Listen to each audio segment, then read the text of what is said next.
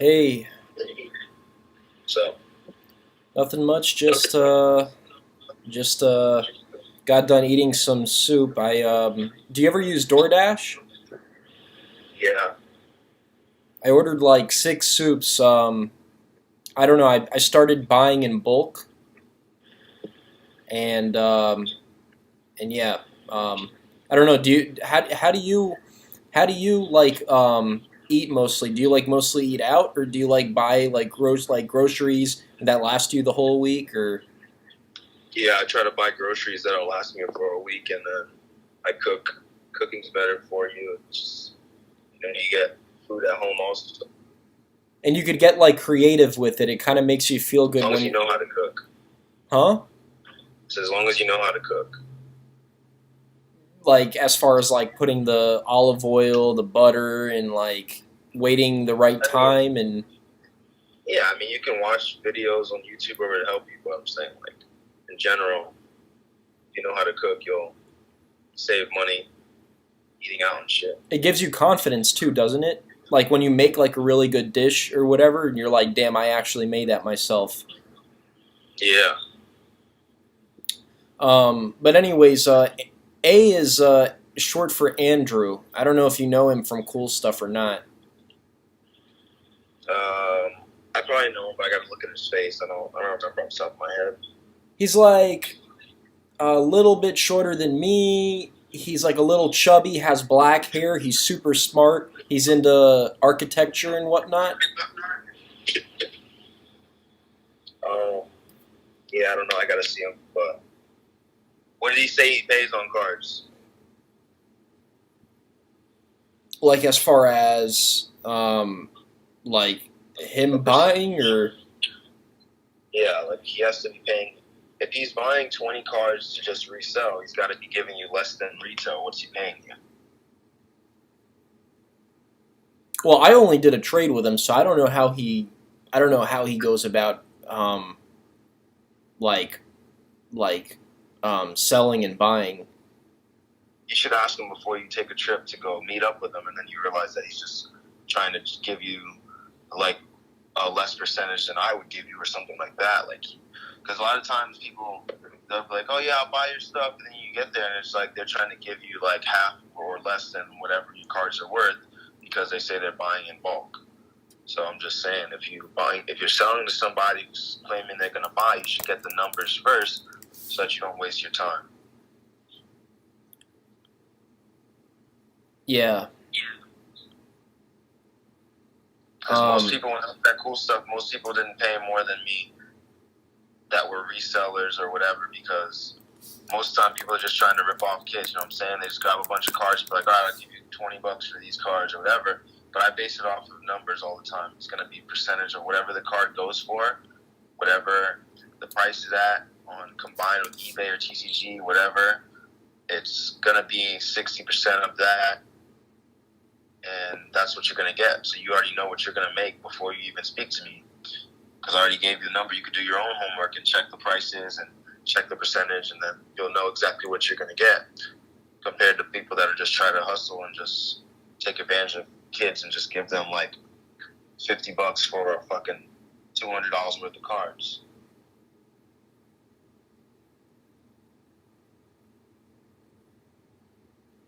yeah, yeah. I mean, I can't imagine um, the kinds of trades that happen because people like don't really know the value of their cards, or they don't know somebody who's like they just They just they don't know somebody who's like legitimate, so they end up getting ripped off or whatever. Yeah. Like Andrew told me that he's good with stonks. Have you ever heard that before? No. It's like when you really benefit a lot off of like a trade, like financially, like normally you'd make $10. Um, I don't know, like selling a card or whatever, and then you pull off like something great, like So he's saying that he's good at ripping people off.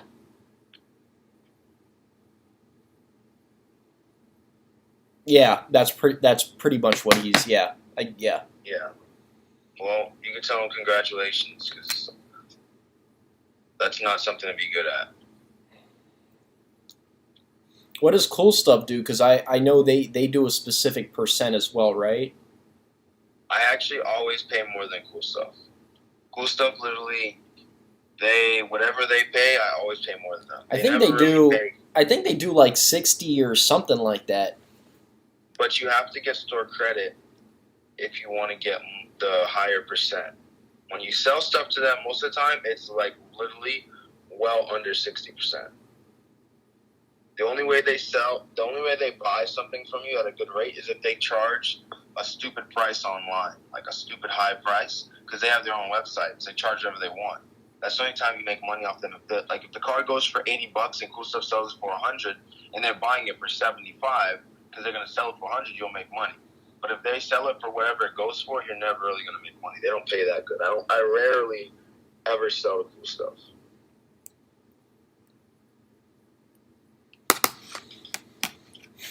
Yeah, I mean, and it also, I guess, depends on the specific cards. Like, some cards they'll do, like, probably, like, 60, and then some cards they'll do, like, 80 or 90 if it's hot or something like that. I don't know.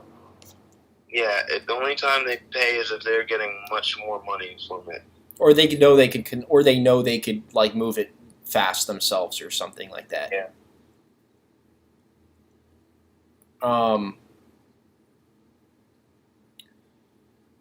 Yeah, I mean, yeah, dude, like, there's cards in my binder that I wouldn't mind getting rid of because I just don't use them. Now, it still obviously, like, depends with you, right? Just because, like, a card's, like, $5 or $10, because I have a lot of, like, 5s and 10s, just going off of the strict value. Like, obviously, there's, like, what the card is valued, like, online, like, what you can find it for online, and then how much you personally value the card. And then how much you can sell it for, right? Just because a card's $30 or $40 doesn't mean you're gonna necessarily get that. Although if you're a good salesman, like you, for instance, you probably could. But like, it still depends on the card for you, right? Or are you like very like?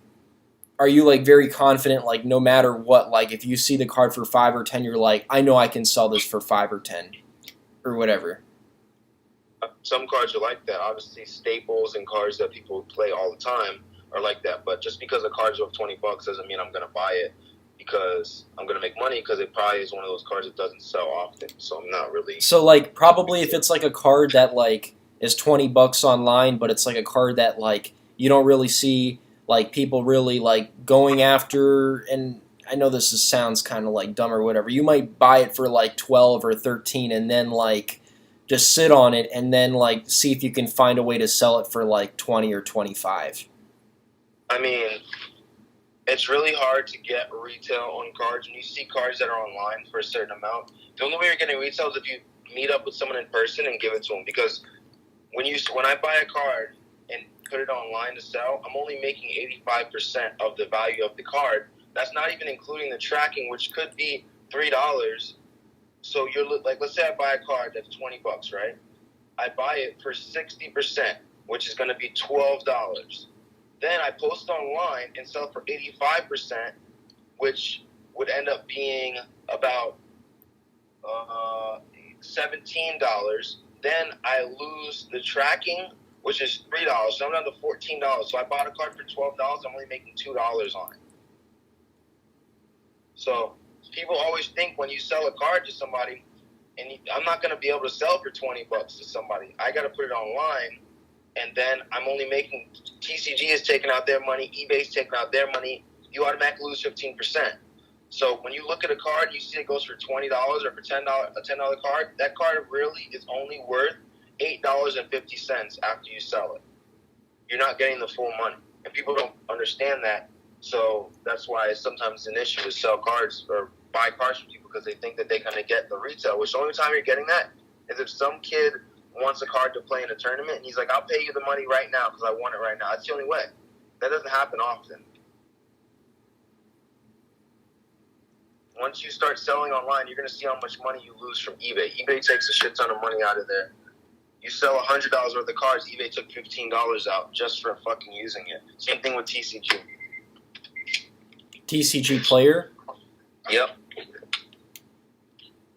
And then you also have to buy like you have to buy the you have to ship it. You have to buy the package, the envelopes. You got to buy the fucking stamps, whatever. You got to put tracking on cards, because if you sell a card for $20 or something to somebody, and then you don't track it, they can claim they never got it, and then you get no money, and you have to refund their money. So you just gave them a free card. You have to track the cards. Trust me, it's not easy to be a TCG seller.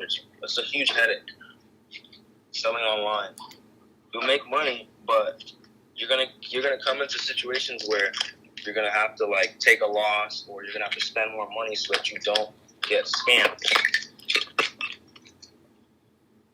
But I'm sure there is some level of like confidence you gain from selling it on eBay, because let's say you still have to get the card, but let's say you get your hands on like a $15 card, you know that like if you see it on eBay for $20, like you know if you post it, probably within, if it's a really popular card, within like a day you'll probably sell it, if not like less, like a few hours. But like if it's like not the most popular, maybe in like a week. If I mean, I don't know, I'm just making it like assumptions here, like I don't know how it works, because I've never used cards are definitely going to sell, but it's just that it's not as easy as smooth sailing as people think. They just think that, oh, I'm going to just put cards online, I'm just going to make money. Like, no, you're going to deal with people that are going to complain about the cards and say, like, oh, this card's not 100% mint. Then they're going to want a discount, and if you don't give them a discount, they'll cancel your order. Then you have to pay return shipping, and trust me, there's a lot. So that's why I'm saying, like, when I buy cards, I pay a specific amount, because I already know that the hassle that comes with dealing with selling online, you're gonna lose money. If you're planning on like just making money off of your cards and you want to quit, cool. But if you actually just go out and keep buying cards, just keep making money like I do, just buy and sell cards, it's gonna be a difficult thing. I'm not trying to tell you to not do it. By all means, go ahead and do it. But I just want to try to help you so you don't get ripped off, you don't get scammed or whatever, you don't lose money because you think that it's easy, and then people are just going to take advantage of new sellers. You can tell when someone's a new seller because they have no sell rate. I've had an eBay for they review it as well, right? Like if you don't have any like history, they review it sometimes, and it takes time. And when you're a new seller, they hold your money and shit like that, like just a bunch of shit. But if you really want to go ahead and start selling on eBay, that's fine. But if you're just trying to sell some cards to make some quick money and you want me to buy some shit off you, I don't mind doing that either. But so I'm seeing right here, like let's say I were to sell you like a bunch of cards in my binder that altogether like is worth like $500. Like you would buy it for like $325 because that's 65%, and then you would sell it for $85, so that's like $425. So you would make like $100. You would buy it for $325, and then you'd make $100 in profit after you sell it yourself. You're not counting the shipping. Oh, that's right. So you're not. That's what I'm trying to say. You don't make as much money as you think. You make enough money because obviously you're making money, but it's not like you're not gonna make fucking $100 in a week. It's not like all those cards are gonna sell either in a week. You know what I'm saying? Sometimes cards take a month to sell, or you'll be stuck with a card. You'll buy a card, you'll think that it's gonna sell. It doesn't sell for a very long time. I have cards in my binder that I purchased a year ago. They don't sell. It's just like collector's cards or whatever. So you got to be careful also when you're buying shit to make sure you don't buy a bunch of stuff that's not gonna sell, and you're just stuck with it. Yeah, and I guess at that point you're probably thinking to yourself, okay, if I purchase, the 500 like all the cards valued 500 for $325, I'm gonna like bump up the cards like a little bit so that I guess it justifies you putting in all the time and energy, like with the shipping and the fees that eBay charges or whatever. So like, and then when you think of this on like a bigger level, it kind of like balances out. But yeah, it does sound like someone who doesn't really know how it works probably goes in thinking that they're gonna have like an easy time or whatever. But really, they would probably just break. I mean, it just depends on like how. I guess it just depends on how you look at it. If you're just looking at it like I'm going to sell 10 cards, or if you're like on what you're doing, where you're like it's like a whole business for you. Yeah, it's definitely a whole business. You're gonna have situations where you buy stuff and you sit on it for a very long time. You're gonna have situations where you buy a card and then it goes down in a week. You're gonna have situations like that. It's just if you're buying and selling, then you're gonna have these ups and downs. But if you're just trying to get rid of your collection and you just want to like quit, it doesn't matter to you. You don't care if you lose money because you're not trying to make money. You're just trying to sell what you have. But if you invested money into it yourself, then you don't want to sit there and just lose money trying to pay high on cards that you don't even know if you're going to sell, if they're going to go down. Every time a reprint happens, I lose money. Every single time a reprint. Anytime a card gets announced reprint, I lose money. Because I probably have that card. And it goes down. I have 5 Appaloosas. Appaloosa's getting reprinted in the Gold Series. I lose money automatically. It's not one of those things where it's like the Konami announces that it's getting a reprint and you could like sell it a day afterwards and still make all your money back. It's one of those things. No, but I heard the secrets hold their value, don't they? They're going to hold some value because people are going to like the secret rare, but Appaloosa was $110. Now they're probably like, I don't even know. Let's see what it's at right now, actually.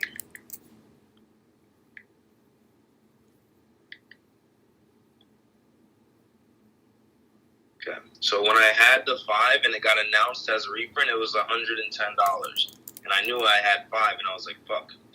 So let's see what they're at now. You had 5 of those? You had 5 of the secret, the rare secret rares? Yeah, not the prismatic, the regular secret.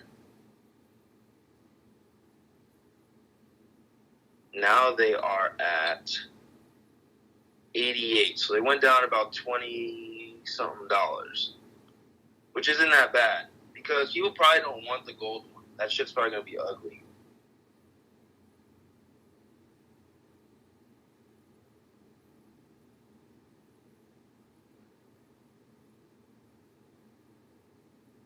Dude, holy fuck! Yeah. The prismatic is 1100, dude. Holy crap! Yeah, the market gets inflated. I mean, do you think that card? I mean, do you think that card's gonna hold its value? The Starlight rare or the prismatic rare Appaloosa? Wait, Starlight and prismatic are different, right? No, it's the same thing. They just changed the name. Starlight Rare is what they call it now.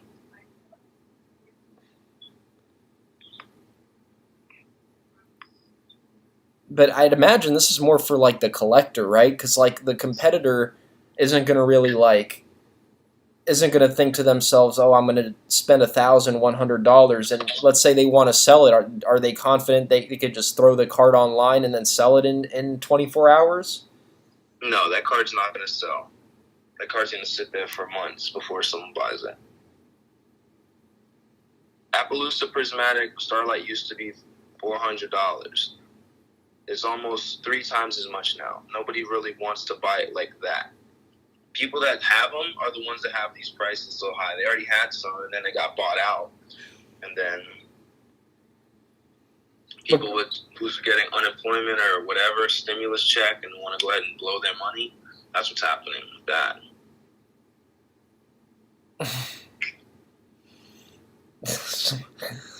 No, dude, no, nobody, dude, nobody's using their stimulus check to buy a.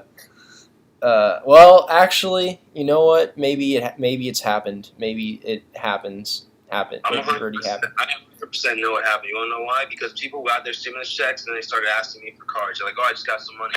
They want to buy cards. That's exactly what happens. They got free money, and they want to use it to buy some new stuff. Yeah, but there's like a much smarter way of. I mean, you could literally buy one. I guess people. No, I guess if you're a collector, you're thinking about it differently. But I guess I'm thinking, well, just buy then. Why don't you just buy like a secret Appaloosa, and then you still have like all this money left over that you could spend and buy a bunch of other cards. But yeah, Yeah, you can't look at it like that because some people want to have the these, collectors, they yeah. want their hands on that card. Yeah.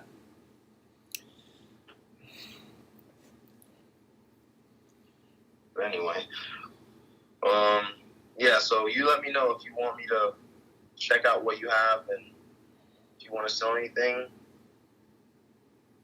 One thing I would like to do is recently I've been talking about recently I've been thinking rather of like making a separate Yu-Gi-Oh channel, and like I mean we could do like, and the reason I bring up a contract is because like now I'm starting to like look at the world differently, and like there's a whole world that exists, and if you don't know about this world, it makes you look at the world very differently, and that's called the world of contracts. And like when you talk about contracts, there's certain things that like it's like, for instance, the music industry, it's like a lot, it's just a lot of contracts. But anyways, it's like, what about if like we had some kind of arrangement where, I don't know, like I would even like trade you cards for like a new set, and then we would open up that set on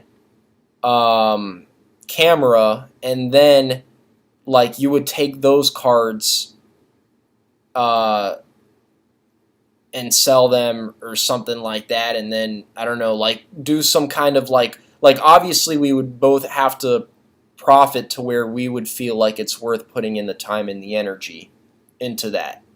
And I guess we've already tried it once, and like I don't know. I mean, I mean, we both kind of like just got busy, I guess, and whatnot. Yeah. Like I would want to Yeah. make a video on my main channel saying, "Hey guys, so this channel is going to be specifically for these 5 series. This is not a TCG channel." And then and then if you want to watch me do TCG videos, here's this channel. And even then, I would want to like try to spice it up and do our own original thing, because there's so many other channels out there. I don't know if you've ever heard of like your Yu-Gi-Oh channel. No. Have you ever heard? You've heard of Simply Unlucky, right? Yeah. And all these other guys. I mean, I don't know. Are you into YouTube or not really? What do you mean, like watching people's stuff or having my own? Both.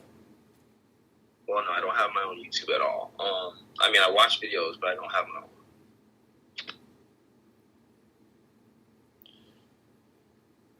Do you like the Yu-Gi-Oh community or not really? I mean, they're all right. I mean, it's whatever. I don't really indulge myself in the community. Hobby-related YouTube. Yeah, I don't really. Simply Unlucky has some fucking sick thumbnails, dude. Like, if we did videos together, I would want all of our thumbnails to be either that good or better, and then also with our own original spin to it. That's why he gets so many views. Well, that's not the only reason why he gets so many views, but that's one of the reasons why he gets so many views, because it's like his fucking thumbnails pop out. Like, all he needs, because he has 571,000 subscribers, like he uploads a video, let's say like 10% of his followers see that video, it hits the algorithm, and then like people who aren't even subscribed to him, they see that fucking video with that thumbnail, and they're like, holy crap. And if they're into Yu-Gi-Oh, they're gonna 9 out of 10 times guarantee they're gonna hit that click on that link or click on that video. Well, why don't you make thumbnails like his? Oh, I can.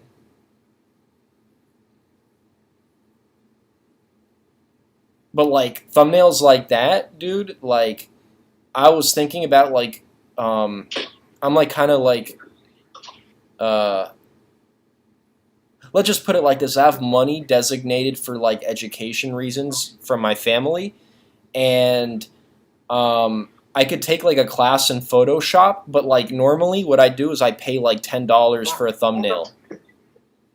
Hey Richard, I gotta call you back because my mom is she needs me right this second, so I gotta call you back. Okay. All right. All right.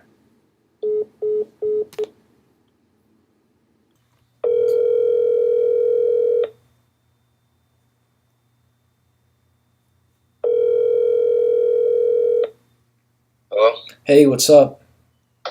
So. You busy right now? I'm talking with my friends. What's going on? I was wondering if you had time today to serve like a dub. What time is it? When is that? When? Well, right now it's 3:30 p.m. Okay, so like when I'm finished, I'm in Miami. I'll let you know. I'll hit you up. Okay. All right. Do you think that's going to be before like 9 or 10? Yeah, it should be before that. Okay. All right. If not by like, I'll text you at around like 7 8, and just you could just let me know if you can or not. I know someone else, so just I'll text you. All right. All right.